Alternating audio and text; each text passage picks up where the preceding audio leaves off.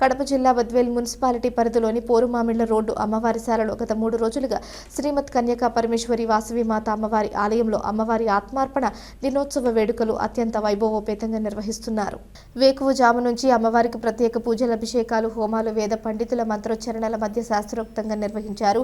అనంతరం 102 మంది ఉభయకర్తలతో 102 కలశాలతో అమ్మవారికి అభిషేకాలు నిర్వహించారు. అమ్మవారి ఆత్మార్పణ దినోత్సవం పురస్కరించుకుని వందలాదిగా ఆర్యవైశ్య మహిళలు పెద్ద ఎత్తున అమ్మవారిని దర్శించుకుని వారికి ప్రత్యేక పూజలు నిర్వహించారు. అనంతరం సాయంత్రం గుండాన్ని ఏర్పాటు చేసి అమ్మవారి భక్తులు భక్తి శ్రద్ధలతో గుండె ప్రవేశాన్ని నిర్వహించారు. అనంతరం అమ్మవారి విశ్వరూప దర్శనాన్ని తిలకించి తరించారు. ఈరోజు 3వ దినం అమ్మవారి ఆత్మార్పణ దినోత్సవం.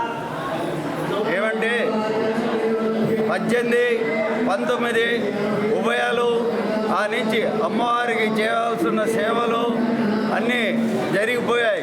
ఈ పొద్దు వచ్చేసి 102 మంది ఉభయ అభిషేకాలు అమ్మవారికి, మరియు తర్వాత గుండ ప్రవేశం 6 గంటలకు చేయబడును. అలంకరణ అంటే 6 గంటలకు ఇక్కడ అమ్మవారికి స్పెషల్గా ఉంటుంది. అంటే విశ్వరూప దర్శనం అమ్మవారికి. కాబట్టి మన వాళ్ళు అక్కడ ప్రోగ్రాం అయిపోతానే విశ్వరూప దర్శనం చూసుకోవాల్సిందిగా 1200 కుటుంబాల వారికి అందరికీ మనవి చేస్తున్నాను. దయవుంచి ప్రతి ఒక్కరూ హరిగుడే. కాబట్టి ఈడ నేను నువ్వు అనేది ఉండదు. మీరు వచ్చి అమ్మవారి దాంట్లో పాల్గొని మధ్యాహ్నం కూడా మేము దాతలతో భోజనం కూడా అరేంజ్ చేశాము.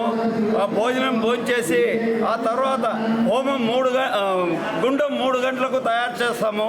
3 గంటల నుంచి 6 గంటలకు రెడీ అయిపోతుంది. గుండంలో దూకే వాళ్ళు వచ్చి ఇక్కడ తడి బట్టలతో ఆడ నీళ్లు కూడా అరేంజ్ చేశాము.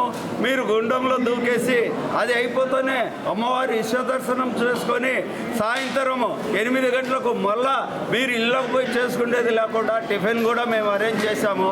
అంగరంగ వైభవంగా అమ్మవారి 3వ రోజు ఆత్మార్పణ దినోత్సవాన్ని మేము చాలా పూజారులతో అన్ని రకాల పూజలతో చేస్తున్నాం.